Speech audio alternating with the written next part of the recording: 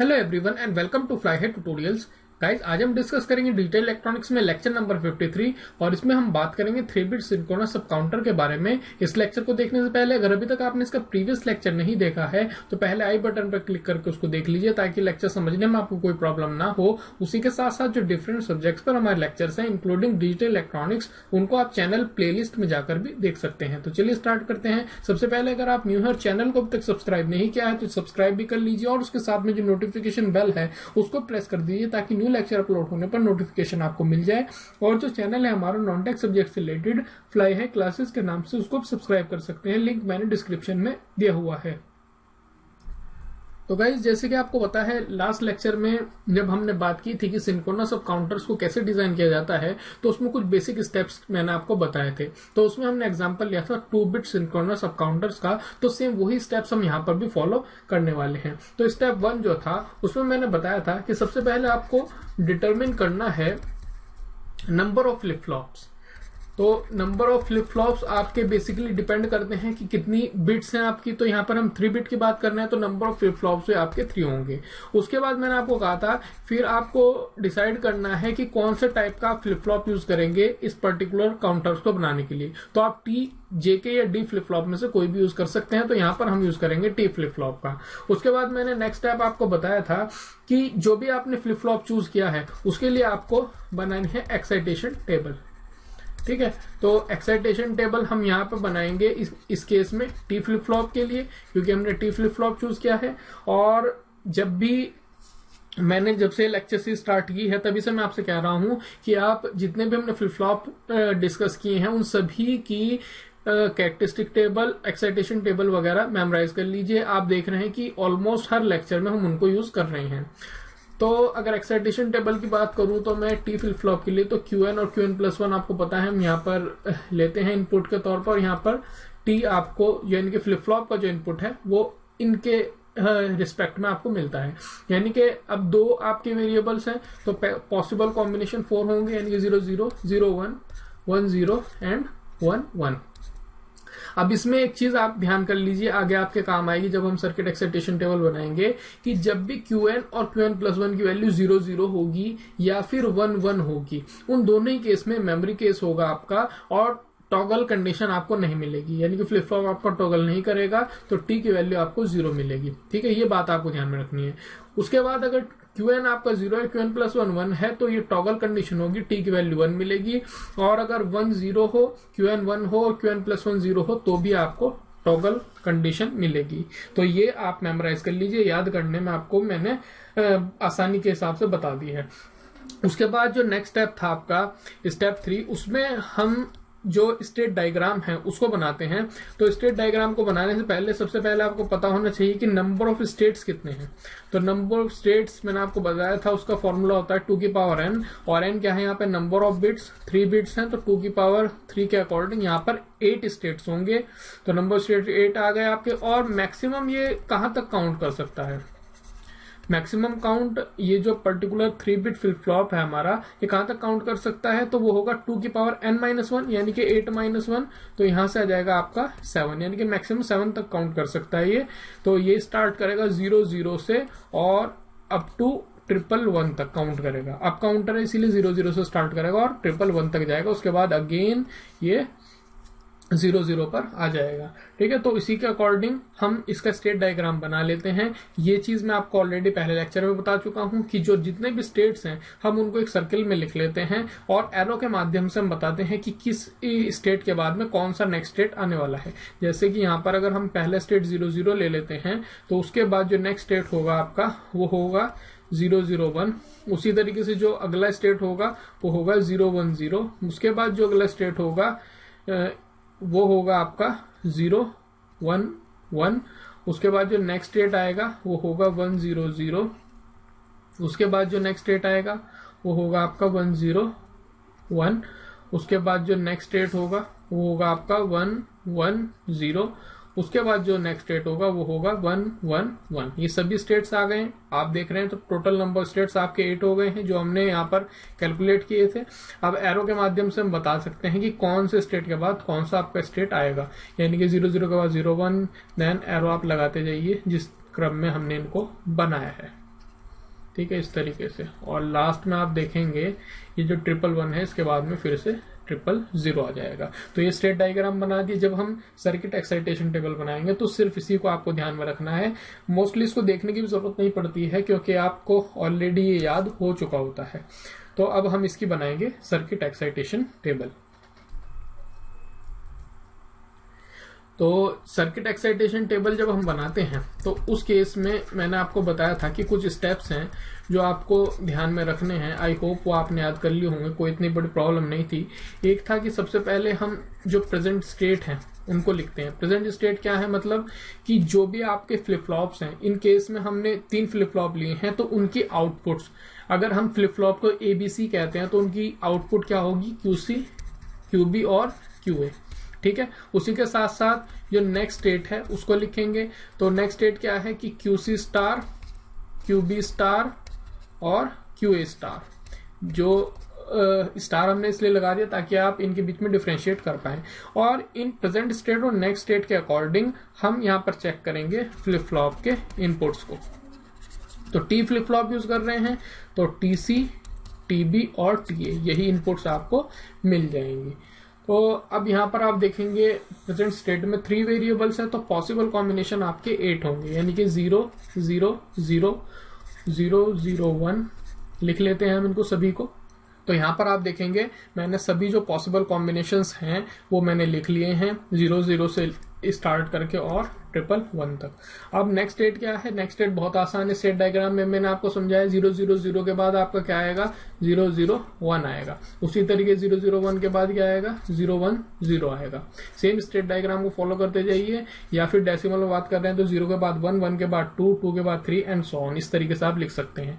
जैसे ये है तो इसके बाद आपका आ जाएगा 0 1 1, यहाँ पर आपका आ जाएगा 1 0 0, उसके बाद आपका आ जाएगा 1 0 1, उसके बाद आ जाएगा आपका 1 1 0, उसके बाद आएगा आपका 1 1 1 और 1 1 1 के बाद में आपका आएगा लास्ट 0 0 0।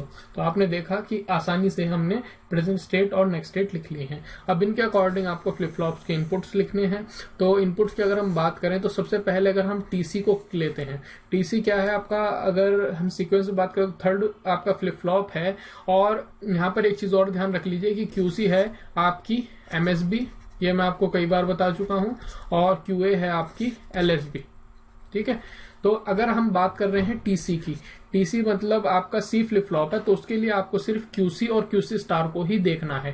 ठीक है, क्योंकि यहाँ पर QC और QC स्टार से ही आपको आउटपुट्स मिलेंगी और QB और QA से आपका कोई भी लेना देना नहीं है, क्योंकि क्लॉक हम साइमल्टेनियसली सभी को प्रोवाइड करा रहे हैं। ऐसा नहीं है कि किसी फ्लिप फ्लॉप की आउटपुट दूसरे के लिए क्लॉक का काम कर रही है। तो इसीलिए आपको TC की बात कर रहे हैं तो हम QC और QC स्टार को ही देखना है। अब एक्साइटेशन टेबल मैंने आपको समझाई थी कि अगर 0 0 होगी या 1 1 होगी तो मेमोरी कंडीशन होगी, अदरवाइज आपकी वो टॉगल हो जाएगा। तो QC यहाँ पर 0 है और QC स्टार भी 0 है तो TC यहाँ पर फिर मेमोरी होगा तो इसको आप 0 लिख दीजिए। उसी तरीके से नेक्स्ट केस देखेंगे, यहाँ पर आप QC 0 है, QC स्टार फिर से 0 है तो ये भी 0, अगेन फिर से 0 है, 0 0 है। लेकिन यहाँ पर आप देखेंगे 4th जो केस है तो ये QC 0 है, QC स्टार 1 है तो ये आपका 1 आ जाएगा। उसी तरीके से फिर से 1 1 1 1 एंड 1 1, तो यहाँ पर सभी पर आपका 0 0 और 0 आ जाएगी। और लास्ट केस देखेंगे तो ये 1 0 है तो यहाँ पर आपका 1 आ जाएगा। ठीक है, तो आई होप इसमें आपको कोई प्रॉब्लम नहीं होगी। सेम कॉन्सेप्ट को यूज करके आप TB को भी लिख सकते हैं। तो उसके लिए आप किस किस को देखेंगे, QB और QB स्टार को। ठीक है, तो QB और QB स्टार में आप देखेंगे तो 0 0 है, उसके बाद 0 1 है, फिर 1 1 है। तो सिमिलरली बिल्कुल इसी तरह लिखते जाइए। आप देखेंगे तो आपको कुछ इस फैशन में ये सब चीजें मिल जाएंगी, यानी कि TB जो है 0 1 0 1 0 1 एंड 0 1 ये आपको मिलेगा। अब आपको लिखना है TA। तो TA के लिए आप QA और QA स्टार को कंसिडर करेंगे। तो आप यहाँ पर देखेंगे हर केस में QA अगर 0 है तो QA स्टार 1 है, या फिर ये 1 है तो ये 0 है, यानी कि हर केस में आपका टॉगल हो रहा है। तो इसको लिखना बहुत आसान है, सभी में आप यहाँ पर 1 1 1 लिख सकते हैं। आप खुद से भी देखेंगे तो आपको ये सभी केस टॉगल के केस मिल जाएंगे। ठीक है, तो आपने TC, TB और TA इन सभी की वैल्यूज लिख दी है।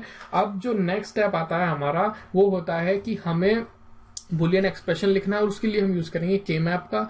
तो जितने भी हमारे फ्लिप फ्लॉप के इनपुट्स हैं टीसी, टीबी और टीए, इनके लिए हम के मैप बना लेते हैं। तो यहाँ पर 3 वेरिएबल्स हैं, तो 8 सेल के मैप आपका बनेगा। तो मैं जो 8 सेल के मैप है तीनों ही के लिए वो बना लेता हूं। तो इस तरीके से आप यहाँ पर देखेंगे मैंने टीसी, टीबी और टीए के लिए 8 सेल के मैप बना लिया है। यहाँ पर मैंने अगर टीसी की बात करूं तो एक क्यूसी, क्यूबी, क्यूए यानी कि एमएसबी टू एलएसबी जाएंगे। तो 00, 01, 11 एंड 10 और यहाँ पर 01 इसी तरीके से सेम मैंने सभी में लिखा हुआ है। तो टीसी के लिए अगर बात करें तो जब हमने सर्किट एक्साइटेशन टेबल बनाई थी तो मैंने आपको बताया था वहां पर हमारी वैल्यूज क्या आई थी, 0, 0, 0, 1। उसके बाद में सेम वही था 0, 0, 0, 1। तो ये आपको मिला था टीसी के लिए। तो यहां पर आप देखेंगे तो एक ही आपका पेयर बन रहा है, तो आसानी से आप लिख सकते हैं टीसी की वैल्यू यहां से क्या मिल जाएगी आपको, क्यूसी जो है आपका 0 से 1 चेंज हो रहा है तो ये आपका कैंसिल आउट हो जाएगा। उसी के साथ साथ आपको यहां पर जो है टीसी के लिए मिल जाएगा क्यूबी और क्यूए। ठीक है, आई होप आपने हमारे वो जो लेक्चर है के मैप पर उनको ध्यान से समझा होगा। तो ये आपके लिए अब कोई भी मुश्किल नहीं है, कॉन्सेप्ट पर आपको मेन फोकस करना है। उसी तरीके से टीबी का केस आपको मैंने बताया था, ये था 0, 1, 0, 1, उसके साथ 0, 1 एंड 0, 1 ये था। तो यहां पर आप देखेंगे तो टीबी के लिए ये एक पेयर बन जाएगा, तो 4 1 का, और टीबी की वैल्यू जो है वो यहाँ पर क्या मिल जाएगी, इस केस में आप देखेंगे तो क्यूए मिल जाएगा आपको यहाँ से। ठीक है, आसान है इसको लिखना, क्योंकि आप यहाँ पे देख सकते हैं क्यूबी आपका 0 से 1 चेंज हो रहा है, उसी तरीके से क्यूसी भी आपका 0 से 1 चेंज हो रहा है, तो कैंसिल आउट हो जाएंगे। क्यूई एक ऐसा है जो चेंज नहीं हो रहा है, तो टीबी इज इक्वल टू आपको क्यूए मिल जाएगा। उसी तरीके से जो टीए के लिए लिखेंगे तो टीए के लिए सभी 1 आए थे आपके, तो सारे ही 1 आप लिख दीजिए यहाँ पर। तो बहुत आसान है, यहाँ पर आपको ये एक पेयर मिल जाएगा 8 के 8 1s का। तो सिंपल है, टीए के लिए आपको जो वैल्यू है वो मिल जाएगी 1। ठीक है, अब आपको टीसी, टीबी और टीए तीनों इनपुट्स की वैल्यू मिल चुकी है। अब हमारा जो फाइनल स्टेप है वो है इसको इम्प्लीमेंट करने का, तो इसको अब हम इम्प्लीमेंट कर लेते हैं। तो 3 हम टी फ्लिप फ्लॉप यूज करेंगे। तो मैं सबसे पहले 3 टी फ्लिप फ्लॉप बना देता हूं ताकि आपको आसानी हो जाए समझने में। ये 3 मैंने टी फ्लिप फ्लॉप बना दिए हैं। ये सपोज कीजिए ये अगर मेरा ए फ्लिप फ्लॉप है, ये बी है और ये सी है, तो इसकी इनपुट टीए होगी, इसकी इनपुट आपकी टीबी होगी और सेम इसकी टीसी होगी। उसी तरीके से इसकी आउटपुट क्यूए होगी, इसकी आउटपुट क्यूबी होगी और इसकी आउटपुट आपकी क्यूसी होगी। और हम यहाँ पर अगर नेगेटिव एज ट्रिगरिंग यूज कर रहे हैं तो ये क्लॉक है आपकी। और अगर सिंक्रोनस की हम बात करते हैं तो उस केस में आपको पता है क्लॉक जो है हम वो सभी को साइमल्टेनियसली प्रोवाइड कराते हैं। यही फर्क है आपका सिंक्रोनस और असिंक्रोनस में। तो यहाँ पर मैंने जो क्लॉक है वो सभी को साइमल्टेनियसली प्रोवाइड करा दी है।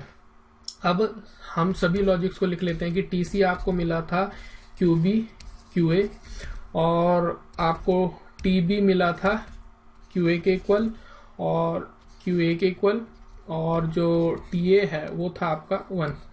तो टीए आपका 1 है सबसे पहले, तो इसी को ही हम यानी कि जो टीए है इनपुट है इसको हम लॉजिक 1 पे कनेक्ट कर देते हैं। ये लॉजिक 1 हो गया, और लॉजिक 1 का कॉन्सेप्ट मैं आपको ऑलरेडी बता चुका हूँ। उसी के साथ साथ जो टीबी है वो आपका क्यूए के इक्वल है, तो बड़े ही आसानी से इसको आप यहाँ पर कनेक्ट कर दीजिए, टीबी को क्यूए से कनेक्ट कर दीजिए। अब फाइनली टीसी जो है यानी कि जो थर्ड इनपुट है वो है आपकी क्यूबी और क्यूए के इक्वल। तो क्यूबी और क्यूए के बीच में हो रही है यहाँ पर एंडिंग, तो आपको एक एंड गेट भी लगाना पड़ेगा क्यूबी और क्यूए के बीच में। तो एक यहाँ पर आप क्यूबी ये इनपुट आएगा और उसी के साथ साथ एक आपका क्यूए जो है वो आएगा, और एंडिंग होंगी इनके बीच में, तो एक एंड गेट आपने लगा दिया और इनकी आउटपुट जो है वो आपकी जाएगी टीसी पर। ठीक है, तो आसान है। और जो आउटपुट्स है इस काउंटर के वो आपको मिल जाएंगे, एक यहां से क्यूए, उसी तरीके से यही सेम आपको मिल जाएगा क्यूबी, ये आपका हो गया क्यूबी, और यहां से आपको मिल जाएगा क्यूसी। ठीक है, तो इसको इम्प्लीमेंट कर दिया है। और ये जो है आपका काउंट कहां से कहां तक करेगा, 000 से लेके 111 तक काउंट करेगा एंड अगेन उसके बाद ये यहाँ पर आ जाएगा। तो आई होप ये जो पूरा मैंने आपको लेक्चर समझाया है ये आपको क्लियर हुआ होगा। कुछ बेसिक स्टेप्स आपने देखे हैं, अगर हम फॉलो करते हैं तो बड़े ही आसानी से हम किसी भी काउंटर को बना सकते हैं। तो अगर ये पसंद आया है आपको लेक्चर तो मुझे बताइए, लाइक जरूर कीजिए। आपके लाइक करने से हमारा मोटिवेशन लेवल बढ़ता है, हम आपके लिए और ज्यादा लेक्चर लाने का प्रयास करते हैं। शेयर कीजिए अपने फ्रेंड्स के साथ में, फेसबुक पेज को लाइक कीजिए और ट्विटर पर फॉलो कीजिए, वहां पर मैं काफी इन्फॉर्मेशन पोस्ट करता रहता हूँ, लिंक डिस्क्रिप्शन में दिए हुए हैं। सब्सक्राइब नहीं किया तो सब्सक्राइब जरूर कर लीजिए और इन वीडियोज को भी चेकआउट कर लीजिए। देखने के लिए आप सभी का बहुत बहुत धन्यवाद। आप सभी का समय शुभ रहे। Thank you very much.